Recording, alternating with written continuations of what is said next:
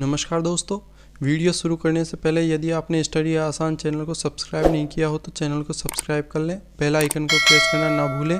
दोस्तों, हमारी ये वीडियो उन सभी एग्ज़ामों से रिलेटेड है जिन भी एग्ज़ाम वर्ल्ड ज्योग्राफी पूछी जाती है। तो दोस्तों, आइए हम आज का हमारा टॉपिक स्टार्ट करते हैं।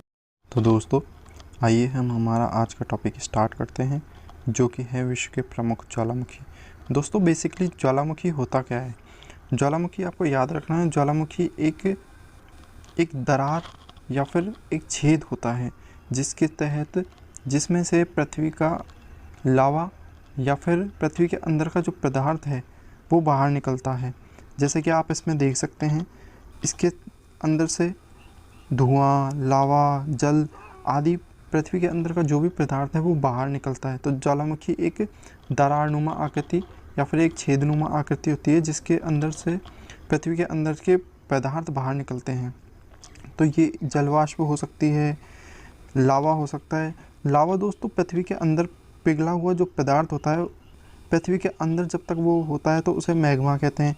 जब पृथ्वी के बाहर आता है तो उसे लावा के नाम से जाना जाता है। अगर ये पृथ्वी के बाहर आ जाएगा तो इसे लावा के नाम से जाना जाएगा। तो आपको याद रखना है, पृथ्वी के अंदर जब तक ये पदार्थ है तो इसे मैग्मा के नाम से जाना जाता है, और जब पृथ्वी के बाहर ही आ जाता है तो इसे लावा के नाम से जाना जाता है। ठीक है दोस्तों, तो आपको इतना याद रखना है। और ये ज्वालामुखी का जो मुख है, इसका आकार शंकुनुमा होता है। इसका मुँह, ये ज्वालामुखी जो देख रहे हैं आप, ये शंकुनुमा है। और ज्वालामुखी की जो निकास नली होती है उसे ब्रीवर या फिर क्रेटर के नाम से जाना जाता है। ब्रीवर या फिर क्रेटर के नाम से जाना जाता है। तो दोस्तों, आपको इतना याद रखना है कि ज्वालामुखी का जो आकार होता है वो शंकुनुमा होता है, और ज्वालामुखी के मुख को ब्रीवर या क्रेटर के नाम से जाना जाता है। ठीक है दोस्तों, आगे चलते हैं।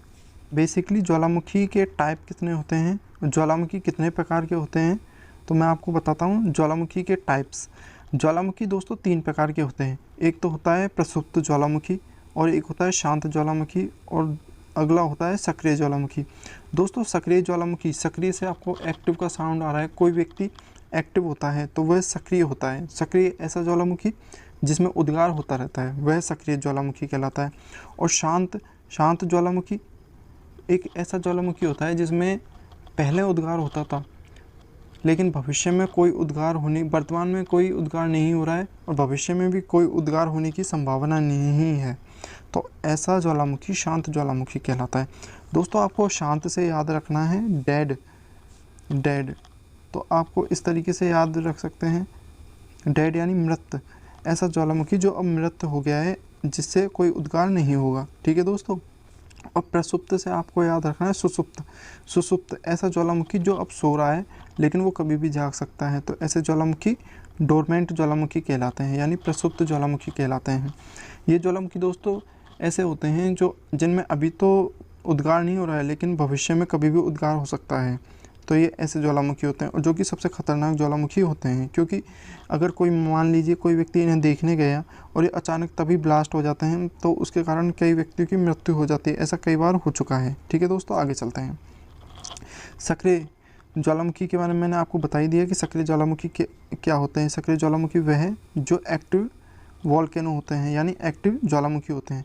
इनमें से किलामू, जो कि अमेरिका में हवाई द्वीप पर है, किलामू ज्वालामुखी जो है विश्व का सबसे सक्रिय ज्वालामुखी है। तो दोस्तों, आपको याद रखना है विश्व का सबसे सक्रिय ज्वालामुखी कौन सा है, तो आपको याद रखना है किलामू ज्वालामुखी विश्व का सबसे सक्रिय ज्वालामुखी है, जो कि हवाई द्वीप पर है। किलामू से दोस्तों आप इस तरीके भी रख सकते हैं कि किसी चीज़ में अधिक हवा जाती है तो उसका मुंह किला जैसा हो जाता है, तो आप इस तरीके से याद रख सकते हैं, हवाई द्वीप पर है किलामू। ठीक है दोस्तों। कोटोपैक्सी, जो कि इक्वाडोर, विश्व में सबसे ऊंचा ज्वालामुखी है। कोटोपैक्सी से दोस्तों आपको याद रखना है कि दक्षिण अमेरिका महाद्वीप पे इक्वाडोर जो देश है वहाँ पर विश्व में सबसे ऊंचा ज्वालामुखी पर्वत स्थित है। तो आपको याद रखना है विश्व में सबसे ऊंचा ज्वालामुखी पर्वत कौन सा है, तो कोटोपैक्सी, जो कि इक्वाडोर में है, दक्षिण अमेरिका महाद्वीप के अंदर। ठीक है दोस्तों, आगे चलते हैं। ओजेस डे सलाडो जो कि अर्जेंटीना चिली बॉर्डर पर विश्व में सबसे ऊंचाई पर स्थित एक्टिव ज्वालामुखी है। दोस्तों आपको याद रख, विश्व का सबसे एक्टिव ज्वालामुखी जो कि सबसे अधिक ऊंचाई पर, विश्व में सबसे ऊंचाई पर स्थित एक्टिव ज्वालामुखी कौन सा है, तो आपको याद रखना है ओजेस डेल सलाडो जो कि अर्जेंटीना और चिली देशों की बॉर्डर पर है। दोस्तों आपको इतना याद रखना है, ये भी एक महत्वपूर्ण पॉइंट है। ठीक है दोस्तों, स्ट्राम्बोली जिसे भूमध्य सागर का प्रकाश स्तंभ के नाम से भी जाना जाता है। तो दोस्तों सबसे महत्वपूर्ण पॉइंट तो इसमें यही है कि स्ट्राम्बोली जो कि भूमध्य सागर का प्रकाश स्तंभ है, ये दोस्तों इटली जो देश है वहीं पड़ता है। तो आपको याद रखना है इटली देश के अंदर स्ट्राम्बोली ज्वालामुखी जो कि जिसे भूमध्य सागर के प्रकाश स्तंभ के नाम से भी जाना जाता है। ठीक है दोस्तों, आगे चलते हैं। शांत ज्वालामुखी, शांत ज्वालामुखियों में दोस्तों आपको एक ज्वालामुखी का नाम याद रखना है, एकांकागुआ जो कि एंडीज पर्वत विश्व में सबसे ऊंचाई पर स्थित शांत ज्वालामुखी का उदाहरण है। ठीक है दोस्तों, एकांकागुआ जो कि एंडीज पर्वतमाला पर विश्व में सबसे अधिक ऊंचाई पर ऐसा ज्वालामुखी है जो कि शांत ज्वालामुखी है। ठीक है दोस्तों, आपको इतना याद रखना है। और एक और ज्वालामुखी है जो कि देवमंद जो कि ईरान देश में स्थित है। ठीक है दोस्तों, प्रसुप्त ज्वालामुखी ऐसा ज्वालामुखी होता है जो कि मैं आपको बता चुका हूँ, जो अभी सो रहा है लेकिन कभी भी जग सकता है। इससे मतलब अब जिसमें अभी उद्गार नहीं हो रहा है लेकिन भविष्य में कभी भी उद्गार हो सकता है।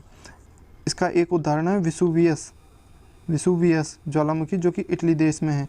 विसुवियस से दोस्तों आपको याद रखना है, इससे याद रखना है सू से याद रखना है। जैसे कोई सू से आप समझ गए होंगे, कोई बच्चा सू करता है, उस तरीके से आप याद रख सकते हैं। इटली, कोई व्यक्ति टल्ली होता है तब वो सू कर देता है। तो इस तरीके से आप इसको ट्रिक के थ्रू याद रख सकते हैं। ठीक है दोस्तों, आगे चलते हैं। ऑस्ट्रेलिया महाद्वीप में एक भी ज्वालामुखी नहीं है।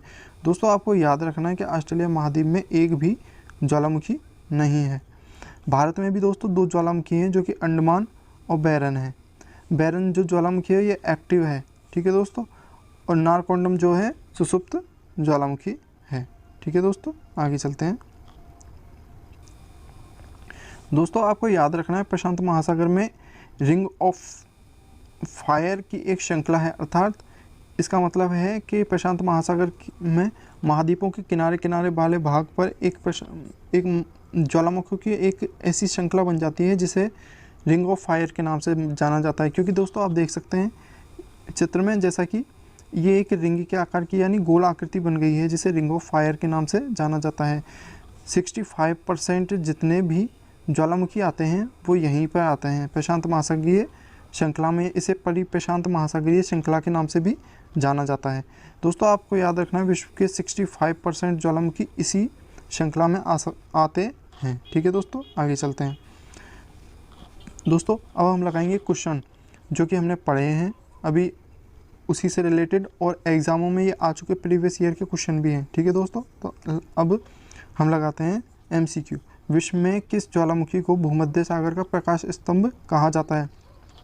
दोस्तों आपको याद रखना है, जैसा कि मैंने अभी बताया था कि इटली देश में स्ट्राम्बोली जो कि भूमध्य सागर का प्रकाश स्तंभ के नाम से जाना जाता है, क्योंकि दोस्तों इसमें हमेशा उद्गार होता रहता है और ये भूमध्य सागर के आसपास वाले क्षेत्र में हमेशा इसकी वजह से उजाला होता है।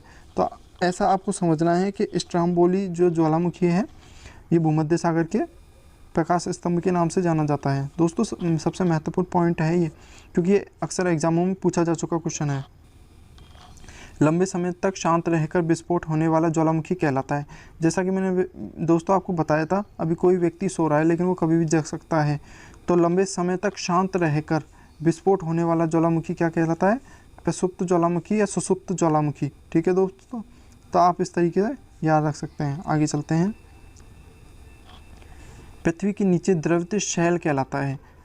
पृथ्वी के नीचे द्रवित शैल कहलाता है। दोस्तों जैसा कि मैंने आपको बताया था, ज्वालामुखी के अंदर जब तक लावा होता है उसे मैग्मा के नाम से जाना जाता है, और जब यही मैग्मा पृथ्वी के बाहर आ जाता है तो इसे लावा के नाम से जाना जाता है। तो आप इसको इस तरीके से याद रख सकते हैं, मैग्मा और बाहर आ जाता है तो लावा। ठीक है दोस्तों, चलते हैं आगे। कोटोपैक्सी कहाँ स्थित है? कोटोपैक्सी दोस्तों मैंने जैसा कि आपको बताया था, इक्वाडोर देश में कोटोपैक्सी ज्वालामुखी है जो कि विश्व का सबसे ऊंचा ज्वालामुखी है। ठीक है दोस्तों, आगे चलते हैं। ज्वालामुखी की सक्रियता अधिक पाई जाती है। ज्वालामुखी की सक्रियता कहाँ अधिक पाई जाती है दोस्तों? मैंने आपको बताया था सबसे सक्रिय ज्वालामुखी हवाई द्वीप में है, हवाई द्वीप में स्थित है, जो कि सबसे सक्रिय ज्वालामुखी है। ठीक है दोस्तों, जैसा कि मैं आपको दिखा देता हूँ एक बार। किलामू, जो कि हवाई द्वीप पर स्थित है, किलामू, जो कि विश्व का सबसे सक्रिय ज्वालामुखी है। ठीक है दोस्तों, चलते हैं आगे। संसार का सबसे सक्रिय ज्वालामुखी है। जैसा कि दोस्तों मैंने आपको बताया था, संसार का सबसे सक्रिय ज्वालामुखी कौन सा है, तो आपको याद रखना है किलामू ज्वालामुखी, जो कि विश्व का सबसे सक्रिय ज्वालामुखी है और इसमें हमेशा उद्गार होता रहता है। ठीक है दोस्तों, तो आपको याद रखना है किलामू से मैंने बताया था जब अधिक उद्गार होगा तो उसका मुंह कैसा किले जैसा हो जाएगा। तो आपको इस तरीके से याद रखना है कि किलामू जो ज्वालामुखी है सबसे सक्रिय ज्वालामुखी है दोस्तों। ठीक है दोस्तों ज्वालामुखी के कप के आकार के मुंह को क्या कहते हैं? जैसा कि मैंने दोस्तों आपको बताया था कप के आकार का मुंह शंकु या सिंडर के नाम से जाना जाता है, जैसा कि मैं आपको बता चुका हूँ। ठीक है दोस्तों आपको कुछ महत्वपूर्ण पॉइंट ये भी याद रखना है, जैसा कि मैं आपको पहले बता चुका हूँ लेकिन मैं फिर से बता देता हूँ। ये जो ऐसी जो नलीनुमा आकृति होती है उसे निकास नली के नाम से जाना जाता है। ये शंकुनुमा जो मुँह होता है इसका, इसे सिंडर या शंकु के नाम से जाना जाता है। और इसके मुख को ब्रीवर या क्रेटर के नाम से जाना जाता है। ठीक है दोस्तों अगर आपको हमारी ये वीडियो अच्छी लगी हो तो हमारी वीडियो को लाइक करें, शेयर करें, सब्सक्राइब करें और बेल आइकन को प्रेस करना ना भूलें। Thank you.